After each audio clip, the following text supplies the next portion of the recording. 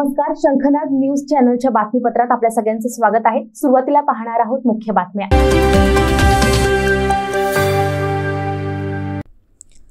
पवित्र दीक्षाभूमी येथील भूमिगत पार्किंगच्या मुद्द्याला घेऊन 1 जुलैला उसळलेल्या गर्दीनंतर नागपूर पोलिसांनी आंदोलकांवर कारवाईचा बडगा उगारला आहे। दीक्षाभूमीवर झालेल्या आंदोलनानंतर बांधकाम साहित्याची तोडफोड आणि साहित्य जाळपोळ करण्याप्रकरणी नागपूरच्या बजाज नगर पोलिसांनी आंदोलकांवर गुन्हे दाखल केले। आंदोलक गुन्हेगार नाहीत, त्यामुळे आंदोलकांवरील गुन्हे सरकारने मागे घ्यावेत अशी मागणी आज सभागृहात राज्याचे माजी मंत्री आणि नागपूर जिल्ह्याचे माजी पालकमंत्री नितीन राऊत यांनी केली। 1 जुलैला दीक्षाभूमी परिसरात झालेल्या घटनेनंतर बजाज नगर पोलीस ठाण्यात 2 वेगवेगळे गुन्हे दाखल केले गेले। यात भारतीय न्याय संहितेच्या विविध कलमांन्वये गुन्हा पोलिसांनी दाखल केला। अध्यक्ष महोदय, 1 तारखेला मागील 1 तारखेला दीक्षाभूमी इथं आंदोलन झालं आणि त्या प्रकरणामध्ये राज्य शासनाच्या पोलीस विभागानं 23 जणांवर त्या ठिकाणी गुन्हे दाखल केलेले आहेत आणि 100 लोकांना त्या ठिकाणी नोटीस त्यांनी बजावलेली आहे।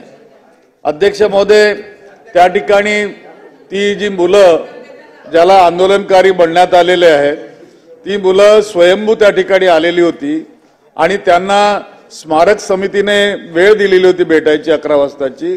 त्यामुळे त्या ठिकाणी ते गोळा झाले, सगळे विद्यार्थी आणि युवक होते आणि ते 1:30 वाजेपर्यंत नाही आलेत, त्यामुळे त्या ठिकाणी गोंधळ झाला अध्यक्ष महोदय। आणि ते स्वयंस्फूर्तीने त्या ठिकाणी आंदोलन झालं।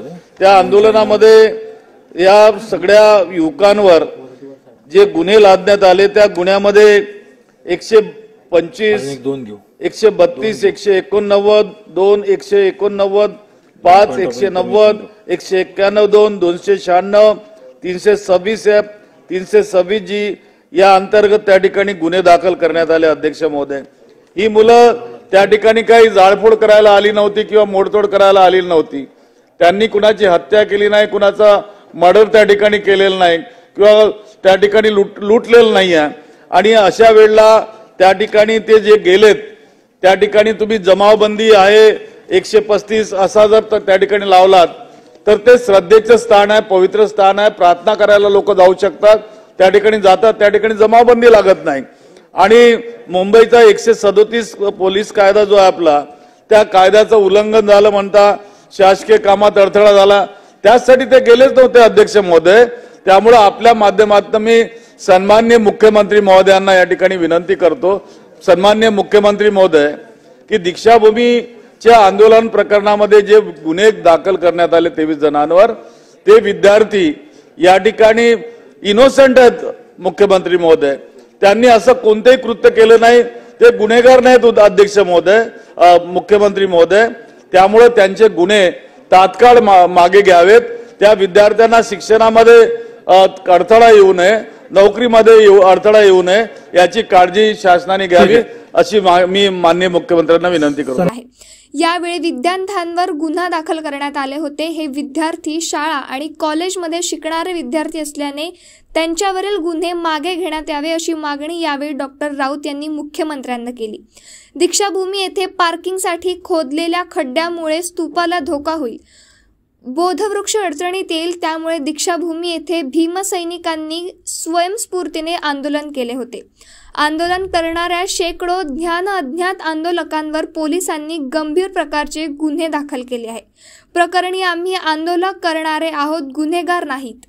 आंदोलकांवरील गुन्हे सरकारने मागे घ्यावेत अशी मागणी याद्वारे डॉक्टर राऊत यांनी सभागृहात लावून धरली होती। कॅमेरामॅन प्रवीणसह सनी भोंगाडे, शंखनाद न्यूज, नागपूर।